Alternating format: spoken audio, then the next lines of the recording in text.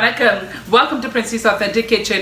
இன்னைக்கு என் ஃப்ரெண்ட்ஸுக்காக வந்து தேன்குழலோட வந்திருக்கிறேன். இந்த தேன்குழல் எப்படி செய்யறேன்னு சொல்லி உங்களுக்கு ஸ்டெப் பை ஸ்டெப் காட்டி தரேன். ஸோ இந்த சீனி பானி காய்ச்சறதுக்கு நான் ஒரு பேன் ஒன்று எடுத்து வச்சிருக்கேன். இதில் வந்து சீனி இருக்குது 680 கிராம், எல்லாட்டிக்கு 3 கப் ப்ளஸ் 1.5 டேபிள் ஸ்பூன் இருக்குது. இப்போ இதில் போடுங்க. இதில் வந்து தண்ணி இருக்குது 500 மில்லி லிட்டர், எல்லாட்டிக்கு 2 கப் தண்ணி இருக்குது. இப்போ இந்த தண்ணி அதில் விடுங்க.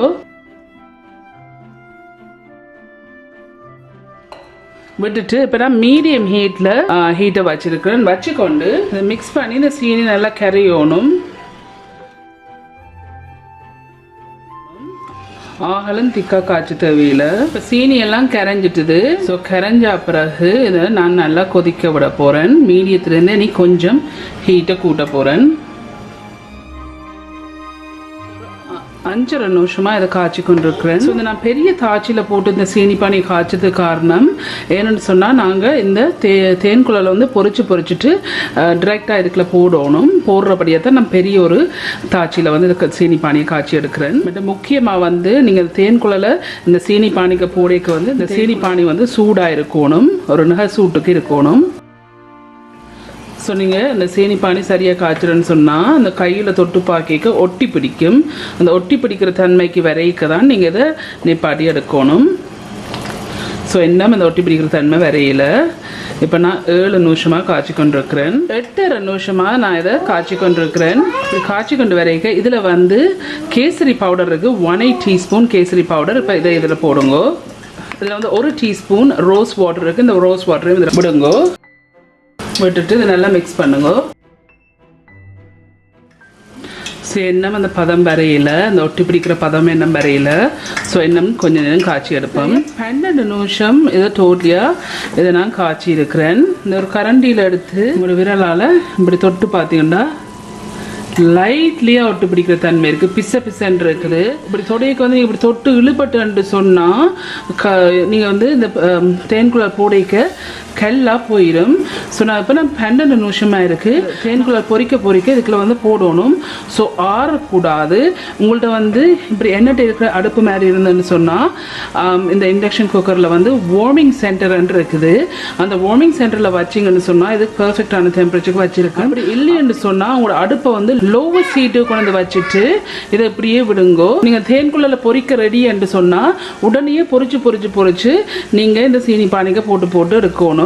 எல்லாட்டிக்கு கஷ்டம். ஸோ ஒன்ஸ் அகேன் இப்படி நீங்கள் தொட்டு பார்த்தீங்கன்னு சொன்னால் ஸ்டிக்கியாக இருக்குது, இப்படி ஒட்டி பிடிக்கிற தன்மை இருக்குது. ஆனால் அது இழுபடுற இல்லை, அது ஸ்ட்ரிங்ன்னு சொல்லுவாங்க, அது இல்லை. ஸோ இப்போ நான் அடுப்பை நிப்பாட்டி போட்டு எனக்கு அந்த சான்ஸ் இருக்கிறபடியா வார்மிங் சென்டர் இருக்கிறபடியாக நான் இதை தூக்கி அந்த வார்மிங் சென்டரில் வைக்க போகிறேன். இந்த இருக்கு நான் என் அடுப்பில் வந்து அந்த எண்டில் தான் வார்மிங் சென்டர் இருக்குது. நான் அதை ஆன் பண்ணியிருக்கிறேன்.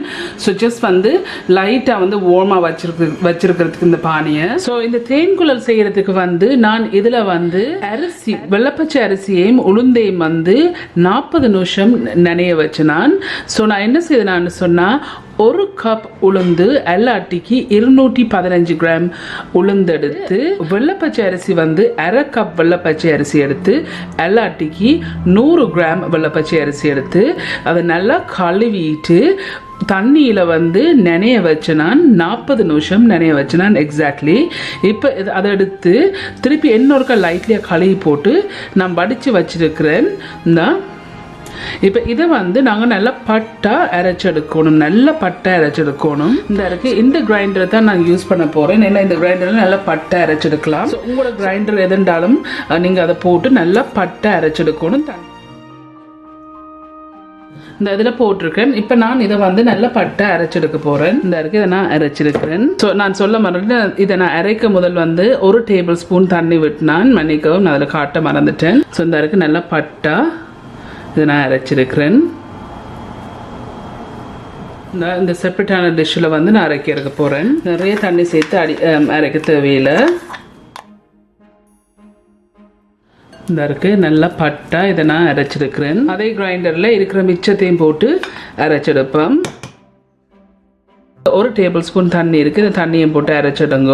எல்லாமே நான் 2 டேபிள் ஸ்பூன் ஆட் பண்ணியிருக்கேன் இதை அரைச்செடுக்கிறதுக்கு. இதை மூடி போட்டு இதையும் நல்லா பட்டை அரைச்செடுக்கணும். ஸோ இந்த அரைக்கு இதையும் நல்லா பட்டை அரைச்சிருக்கிறேன். ஸோ இதுக்கு நான் ஒரு டேபிள் ஸ்பூன் தண்ணி சேர்த்து எல்லாமே 2 டேபிள் ஸ்பூன் தண்ணி சேர்த்து அரைச்சிருக்கிறேன் பட்டா. அதே போல் நாங்கள் இதை இறக்கி எடுப்போம்.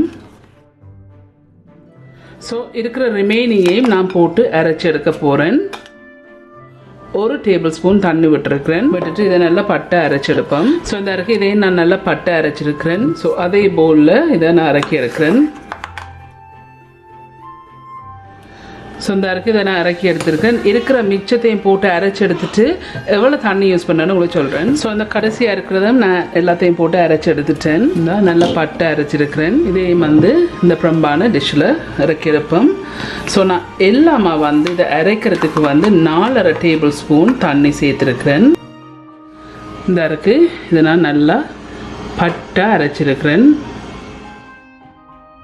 ஸோ இந்த அரைக்கு எல்லாம் அரைச்சிட்டேன். இதில் கேசரி பவுடர் இருக்குது. ஸோ இது கலரிங். ஸோ இதுக்கு நான் 1/8 டீஸ்பூன் எடுத்துருக்கேன். நான் கொஞ்சம் கொஞ்சமாக போட்டு இதை மிக்ஸ் பண்ணி எடுக்க போகிறேன்.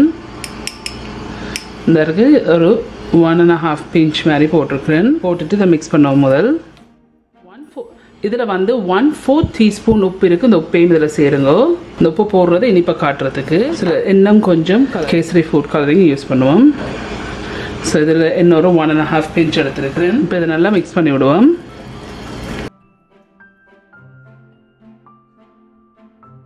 ஸோ இப்போ நான் இருக்கிற 1/8 டீஸ்பூன் கேசரி பவுடரையும் யூஸ் பண்ணியிருக்கிறேன். ஸோ இப்போ இந்த இருக்குது இதை நான் நல்லா மிக்ஸ் பண்ணியிருக்கிறேன். எனக்கு இந்த கலர் காணும். பட் உங்களுக்கு கூட வேணும்னா நீங்கள் கூட ஆட் பண்ணலாம். இப்போ இதை மிக்ஸ் பண்ண பிறகு ஸோ இதில் ஒரு கிளாஸ் எடுத்துருக்கிறேன். எடுத்து வச்சுக்கொண்டு இதில் பைப்பிங் பேக் கொண்டு எடுத்துருக்கிறேன். உங்களோட பைப்பிங் பேக் இல்லாட்டிக்கு நீங்கள் ஒரு நார்மலான ஜிப்லாக் பேக்கோ ஏதாவது சின்ன இருக்கிற பேக்கை யூஸ் பண்ணலாம். ஸோ அந்த காலத்தில் தேன்குழல் செய்கிற ஆட்டுக்கல்லில் போட்டு இந்த இதை நல்லா பட்டை அரைக்க ஆட்டுக்கல்லில் அரைக்க தண்ணி சேர்க்க தேவையில்லை. ஸோ இதில் தண்ணி சேர்க்காதபடியாக அதை உரலில் போட்டு புளிஞ்செடுக்கலாம். பட் நான் கிரைண்டரில் அரைச்சபடியாக என்னோட ஆட்டுக்கல் இல்லை. ஸோ நான் கிரைண்டரில் அரைச்சபடியாக நான் கொஞ்சம் தண்ணி சேர்த்து தான் இதுக்கு நான் அரைச்சிருக்கிறேன். ஸோ அதால் நான் இதை உரலில் போட்டு புளிஞ்சு எடுக்க இயலாது. ஸோ அதுக்கு பதிலாக தான் நான் இந்த பைப்பிங் பேக்கை யூஸ் பண்ணுறேன். ஸோ இந்த பைப்பிங் பேக்கை ஒரு கிளாஸுக்குள்ள வச்சுட்டு கிளாஸுக்கு வச்சிங்கன்னு சொன்னால் இந்த பைப்பிங் பேக்கில் இதை போட ஈஸியாக இருக்கும்.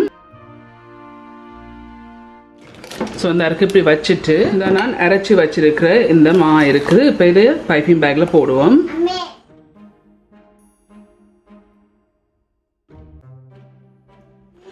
கொஞ்சம் இதை லிஃப்ட் பண்ணிவிட்டு இன்னும் கொஞ்சம் போடலாம் இந்த மா. இப்போ இந்த பைப்பிங் பேக்கில் விட்டுட்டேன். இப்போ இந்த அடியில் இருக்கு ஒரு துண்டு வட்டி விடுங்க. அடியில் இதை புஷ் பண்ணி எண்டுக்கு எடுப்போம்.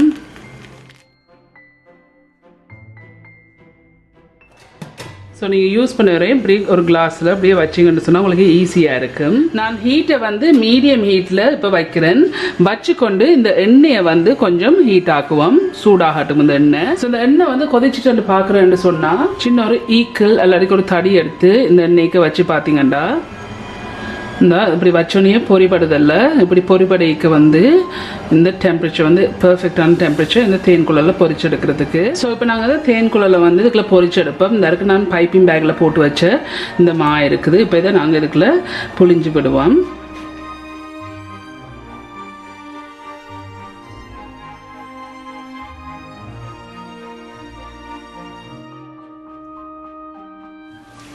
ஸோ இன்னொன்று புளிஞ்சு விடுவோம். ஸோ உங்களுக்கு விருப்பத்துக்கு ஏற்ற மாதிரி பெருசாக இல்லை சின்னனா நீங்கள் இதை புளிஞ்செடுக்கலாம். ஒரு 3 நிமிஷம் இதை பொரிய விட்டால் காணும். ஸோ அப்படி ஒரு ஈக்குவலால் நீங்கள் இதை ஹேண்டில் பண்ணிங்கன்னா உங்களுக்கு ஈஸியாக இருக்கும். சரியாக இது பொரிஞ்சிட்டுன்னு சொன்னால் இந்த சரியாக நான் முதலாவது போட்டு இதில் பாருங்கள் பொரியாத மாதிரி இந்த பபிள்ஸ் எல்லாம் குறைஞ்சிருக்கு. தட் மீன்ஸ் இது பர்ஃபெக்டாக பொரிஞ்சிருக்குன்னு தான் அர்த்தம். ஸோ இப்போ நாங்கள் இதை இறக்கி எடுக்கலாம். இந்த கடைசியாக போட்டது இன்னும் நிறைய பபிள்ஸ் ஒன்று இருக்குது. ஸோ தட் மீன்ஸ் இது இன்னும் பொரியறதுக்கு இடம் இருக்குது. ஸோ இந்த நான் முதலாவது போட்டது பொரிஞ்சிட்டுது, நல்லா எண்ணெய் அடங்கிட்டுது பொரியிற இந்த பபிள்ஸ் வாரது. ஸோ இப்போ இதை நாங்கள் இறக்கி எடுத்து நான் காய்ச்சி வச்சுருக்க பானிக்கு இதை நேராக போட போகிறேன். இந்த பானி இந்த இறக்கு நாங்கள் வார்மிங் சென்டரில் வச்சுருக்கிறேன். ஸோ இதுக்குள்ள நேராக இப்படியே போடுவோம். போட்டுட்டு மெட்ட பக்கம் திருப்பி விடுங்க. இந்த பபிள்ஸ் எல்லாம் குறைஞ்சோண்டு வருது. தட் மீன்ஸ் இது பர்ஃபெக்டாக பொறிஞ்சோண்டு வருது. பட் இன்னும் கொஞ்சம் இருக்குது. இந்த எண்ணெய் அடங்கி வரைக்க இது பர்ஃபெக்டாக பொறிஞ்சிட்டேன்னு அர்த்தம். ஸோ ஒரு 3 நிமிஷம் மாதிரி இதை நான் பொறிச்சிருக்கிறேன். இந்த பாருங்க பபிள்ஸ் எல்லாம் வற்றி கொண்டு வருது. இப்படி வரைக்க இதை நீங்கள் இறக்கிட்டு எண்ணெய் எப்படி வடிச்சிட்டு நேராக இந்த ஓரமாக இருக்கிற இந்த சீனி பானிக்கு போட்டுட்டு திருப்பி விடுங்க.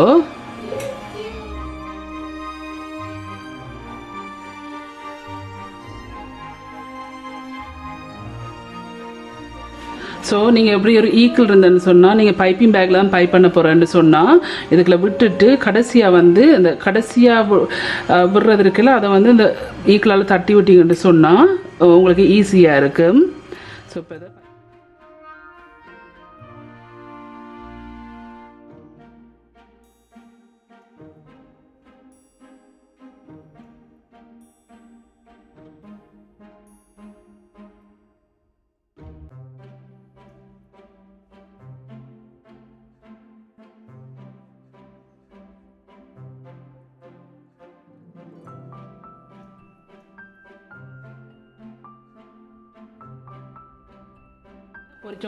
இந்த 2வது தரம் பொறிச்சோன்ட்ருக்கோம்ல இதை பொறிச்சு நாங்கள் அந்த சீனி பானிக்கு போடுற டைம் வந்து வரைக்க நாங்கள் அந்த சீனி பானிக்கு போட்ட தேன்குழலை வந்து இறக்கி இன்னொரு பிளேட்டில் செப்பரேட்டாக எடுக்கலாம். நல்லா ஊறி இருக்கும் சீனி பானி. பபிள்ஸ் வாரது நல்லா அடங்கி வரைக்கும் இது பர்ஃபெக்டாக பொறிஞ்சிட்டு மீனிங். இந்த இருக்க இந்த எண்ணெய் இந்த பபிள்ஸ் வந்து அடங்கி வந்திருக்குல்ல அடங்கி வரைக்கும் நீங்கள் இதை இறக்கி எடுக்கலாம். இப்போ நாங்கள் இதை இறக்கி எடுப்போம். ஸோ இதை நான் இறக்கி இதுக்குள்ள போடிக்க இந்த இருக்கு நான் முதல் போட்டனில் இதை இறக்கி எடுப்போம் இன்னொரு பிளேட்டில்.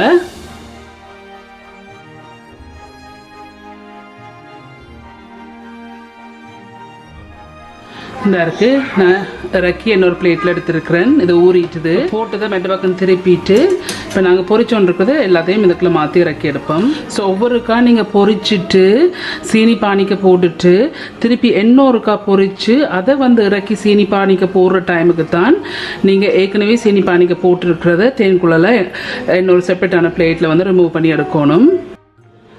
இந்த சீனி பானியில் போட்டிருக்கேன் மெட்ட பக்கம் திருப்பி விடுங்க. ஓகே ஃப்ரெண்ட்ஸ், இந்த தேன்குழல் செய்து முடிஞ்சுது. இந்த இருக்குது இந்த உளுந்தையும் அரிசியும் அரைச்சிட்டு கேசரி பவுடர் உப்பெல்லாம் போட்டு மிக்ஸ் பண்ணுறீங்கல்ல மிக்ஸ் பண்ணி போட்டு உடனே பொரிச்சிடுங்கோ. வச்சு அரை மணி நேரம் 20 நிமிஷம் மட்டும் வச்சுட்டு பொரிச்செடுக்காங்க. உடனே பொரிச்சிடுங்கோ. கூட நேரம் வச்சிங்கன்னா எண்ணெய் இழுக்க பார்க்கும். அதால் வந்து நீங்கள் குழச்சி போட்டு உடனே பொரிச்சிடுங்கோ. ஸோ இந்த சீனி பானியை வந்து கூட வந்து காய்ச்சினீங்கன்னு சொன்னால் நார்மலி வந்து ஃபார் எக்ஸாம்பிள் நாங்கள் அச்சு முறுக்குக்கு வந்து சீனி பானி காய்ச்சிருமில்ல அப்படி காய்ச்சிடாதீங்க. காய்ச்சினீங்கன்னா இந்த தேன் முறுக்கு வந்து கெல்லா போயிடும். பேசிக்கலி வந்து உங்களுக்கு கையில் ஒட்டுற தன்மை இருக்கணும். ஆனால் அந்த இழுபடுற தன்மை இருக்கக்கூடாது. ஸோ இந்த இருக்குது இந்த ஒட்டுற தன்மை இருக்கே தவிர இழுபடுற தன்மை இல்லை. அது வரையும் நீங்கள் காய்ச்சி எடுக்கணும். ஸோ இந்த இருக்குது இந்த தேன்குழல் வந்து செய்து முடிஞ்சுது. ஓகே ஃப்ரெண்ட்ஸ், சூப்பராக வந்துருக்கு. நீங்கள் எல்லாரும் கண்டிப்பாக ட்ரை பண்ணி பார்த்தா எப்படி இருக்குன்னு உங்களோட காமெண்ட்ஸ் எல்லாம் கீழே விடுங்க. உங்களுக்கு இந்த வீடியோ பிடிச்சிருந்தா சொன்னால் மறக்காம பண்ணுங்க. இந்த வீடியோ உங்க ஃப்ரெண்ட்ஸ் அண்ட் ஃபேமிலியோட ஷேர் பண்ணுங்க.